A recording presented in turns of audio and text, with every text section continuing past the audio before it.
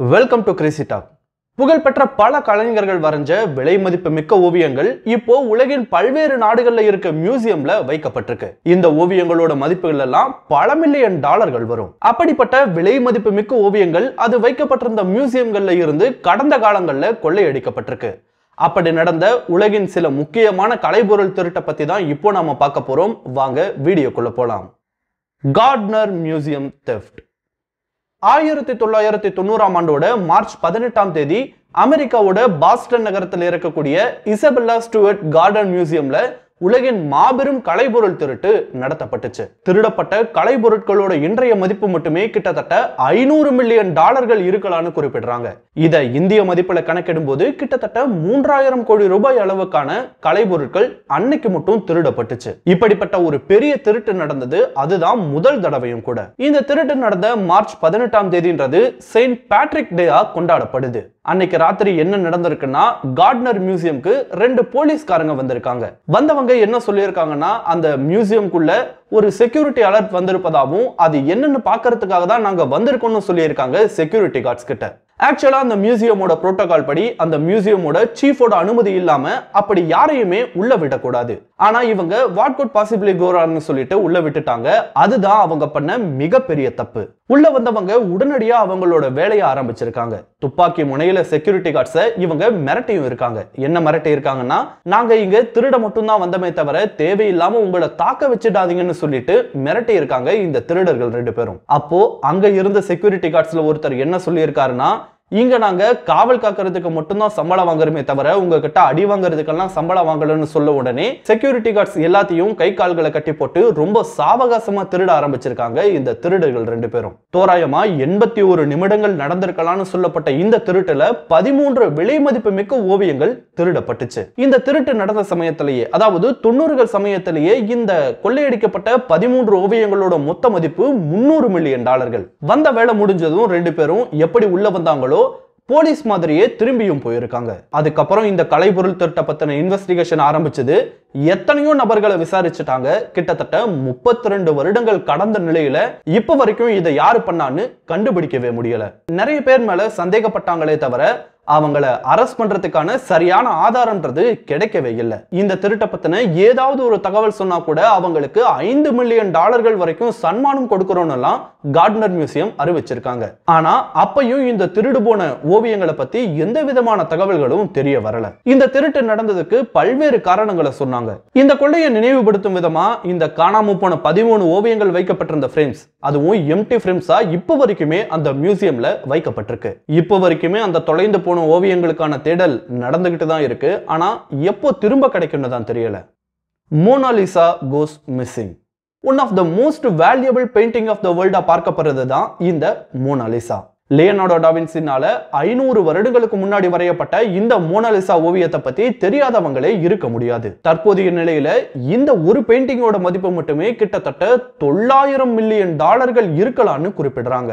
இப்போ பிரான்ஸ் நாட்டோட பாரிஸ் நகரத்தில் இருக்கக்கூடிய லோவேர் மியூசியம்ல ரொம்பவே பாதுகாப்பான முறையில இந்த பெயிண்டிங் வைக்கப்பட்டிருக்கு. ஆனா சரியா 110 வருடங்களுக்கு முன்னாடி, அதாவது 1911ஆம் ஆண்டு இந்த பெயிண்டிங் அந்த மியூசியம்ல இருந்து திருடப்பட்டுச்சு. ஆக்சுவலா இந்த பெயிண்டிங் திருடப்பட்டதுக்கு பின்னாடி தான் இந்த மோனாலிசா ஓவியம் ஒரு பாப்புலரான ஓவியமாகவும் மாறிச்சுன்னு கூட சொல்லலாம். 1911ஆம் ஆண்டோட ஆகஸ்ட் 21ஆம் தேதி லோவேர் மியூசியம்ல டிஸ்பிளேக்காக வைக்கப்பட்டிருந்த இந்த மோனாலிசா ஓவியத்தை வின்சென்சோ பெருகியான்ற ஒரு திருடன் நேக்கா திருடிட்டு போயிருக்கான். உண்மையில இந்த மோனாலிசா பெயிண்டிங் காணாம போன சமயத்துல இதை யாருமே கண்டுக்கவே இல்லையா. ஏன் இந்த பெயிண்டிங் காணாம போய் 24 மணி நேரம் வரைக்குமே இதை திருடிட்டாங்கன்ற விஷயமே யாருக்குமே தெரியவே இல்லை. இதுக்கு ஒரு காரணமும் இருக்கு. என்னன்னா, லோவேர் மியூசியம்ன்றது ரொம்ப பெரிய மியூசியம். அதோட மொத்த பரப்பளவு 15 ஏக்கர்கள். சோ இத வேற எங்கேயாவது மாத்தி வச்சிருக்கலான்னு தான் முதல்ல அதை நோட்டீஸ் பண்ணவங்க நினைச்சிருக்க வாய்ப்பு இருக்கு. ஆக்சுவலா அதுதான் நடக்கவும் செஞ்சது. மோனாலிசா பெயிண்டிங் திருடப்பட்டதற்கு அடுத்த நாள், அதாவது ஆகஸ்ட் 22ஆம் தேதி லூயிஸ் பெருடோன்ற ஒரு பெயிண்டர் அந்த மியூசியம்க்கு ஒரு பெயிண்டிங் சம்பந்தமா போயிருக்காரு. அப்பதான் மோனாலிசா ஓவியம் மிஸ் ஆகிறதையே அவரு கண்டுபிடிச்சிருக்காரு. உடனே இதை பத்தி அந்த இடத்தோட ஹெட் கிட்ட தெரிவிச்சிருக்காரு. அவர் அதுக்கு என்ன சொல்லியிருக்காங்கன்னா, மேபி போட்டோகிராஃபிக்காக அதை எடுத்துட்டு போயிருக்கலாம்னு சொல்லிட்டு ஒரு பதில சொல்லியிருக்காரு. பட் போட்டோகிராஃபி செக்ஷன்ல போய் கேட்கும்போது தான் அங்கேயும் அந்த மோனலிசா ஓவியம் இல்லைன்ற விஷயமே வெளியே தெரிய வந்தது. அதுக்கப்புறம் தான் இந்த பெயிண்டிங்கை யாரோ திருடிட்டாங்கன்ற விஷயத்தையே அந்த மியூசியம் உணர ஆரம்பிச்சாங்க. அந்த சமயத்துல சிசிடிவி மாதிரியான ஹை அண்ட் செக்யூரிட்டி ஃபீச்சர்ஸ் எதுவுமே இல்லாத காரணத்தால இதை யாரு திருடனாங்கன்றத பத்தின எந்த ஒரு க்ளூவையுமே அவங்களால கண்டுபிடிக்க முடியல. அதுக்கப்புறம் ஆரம்பிச்ச இன்வெஸ்டிகேஷன்ல தான் ஒவ்வொரு க்ளூவா கண்டுபிடிக்க ஆரம்பிக்கிறாங்க. அந்த டைம்ல தான் இந்த மோனலிசா பெயிண்டிங்கோட மதிப்பும் கொஞ்சம் கொஞ்சமா உயர ஆரம்பிச்சிருக்கு. லோவர் மியூசியமோட ஏதோ ஒரு வகையில தொடர்புல இருந்த கிட்டத்தட்ட 800க்கும் மேற்பட்டவங்க கிட்ட இன்வெஸ்டிகேஷன் நடத்தப்படுது. ஆனா அவங்க கிட்ட மோனலிசா ஓவியத்தை பத்தின எந்த ஒரு க்ளூவுமே கண்டுபிடிக்கப்படல. அதுக்கப்புறம் 1913ஆம் ஆண்டு இதை திருடுனவனே இதை இல்லீகலா விற்க முற்படும் போதுதான் இதை மீட்டு இருக்காங்க. இந்த ஒரு இன்சிடென்ட்டுக்கு அப்புறம் தான் மோனலிசா பெயிண்டிங்ன்றது ஒரு ஃபேமஸான பெயிண்டிங்கா மாறுச்சுன்றது ஒரு ஆச்சரியமான விஷயம் தான். Canada's largest art heist. கனடாவில் இதுவரைக்கும் நடந்த கலைப்பொருள் திருட்டிலேயே மிகப்பெரிய திருட்டா பார்க்கப்படுறது 1972ஆம் ஆண்டு மான்ட்ரியல் மியூசியம் ஆஃப் ஃபைன் ஆர்ட்ஸ்ல நடந்த ஒரு கலைப்பொருள் திருட்டு தான். 1972ஆம் ஆண்டோட செப்டம்பர் 4ஆம் தேதி நடந்த இந்த திருட்டுல மொத்தமா 3 நபர்கள் ஈடுபட்டிருப்பது தெரிய வந்திருக்கு. திருட்டு நடந்த சமயத்துல அந்த மியூசியமோட ரூஃப்ஸை ரிப்பேர் பண்ற வேலையில ஈடுபட்டிருக்காங்க. அந்த ஒரு டைம் தங்களுக்கு சாதகமா பயன்படுத்தி இருக்காங்க இந்த கொள்ளையர்கள். சரியா பிளான் பண்ணி எந்த ஒரு பிரச்சனையும் இல்லாம உள்ள போன திருடர்கள் அங்க காவலுக்கு இருந்த 3 செக்யூரிட்டி கார்ட்ஸை துப்பாக்கியை காட்டி பயமுறுத்தி கட்டி போட்டுட்டு அவங்க வந்த வேலையை ஆரம்பிச்சிருக்காங்க. இவங்களோட பிளான் என்னவா இருந்ததுன்னா, அந்த மியூசியம்ல எவ்வளவு பொருட்களை திருட முடியுமோ அவ்வளவையும் திருடிட்டு வந்த வழியிலேயே திரும்பி போறதுதான் இவங்களோட பிளானா இருந்தது. ஆனா அது முடியாம போகவும் மியூசியமோட பேக் என்ட்ரன்ஸ் வழியா வெளியே போலான்னு, அதுவும் அந்த மியூசியமோட வாகனத்தை எடுத்துட்டு திருடிட்டு போயிடலான்ற ஒரு பிளானை போட்டாங்க இந்த திருடர்கள். இதுதான் பிளான் முடிவான வாட்டி அந்த மியூசியம்ல இருந்த பிகாசோ மாதிரியான முக்கியமான ஆர்டிஸ்ட் வரைஞ்ச பெயிண்டிங்ல ஆரம்பிச்சு பல்வேறு ஆர்டிஃபேக்ட்ஸையும் திருடிட்டு போக முயற்சி பண்ணியிருக்காங்க. ஆனா எதிர்பாராத விதமா பேக் என்ட்ரன்ஸ்ல இருந்த அலாரம் அடிக்க ஆரம்பிச்சதும் இவங்க பதட்டத்துக்குள்ளாயிடுறாங்க. சோ கையில கிடைச்ச பொருட்களை மட்டும் எடுத்துட்டு அந்த திருடர்கள் தப்பிச்சு போயிடுறாங்க. பட் அப்படி இருந்துமே கிட்டத்தட்ட 39 கலை பொருட்களை அவங்க திருடிட்டு போனதா சொல்றாங்க. அதோட தற்போதைய மதிப்பு $2 மில்லியன்.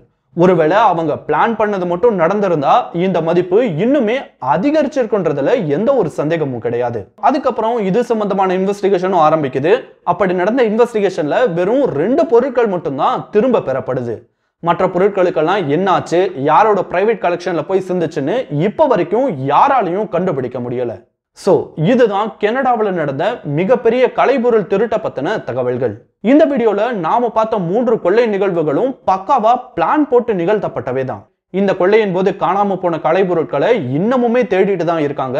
ஆனா அவையெல்லாம் எப்போ கிடைக்கும்னு தான் தெரியல.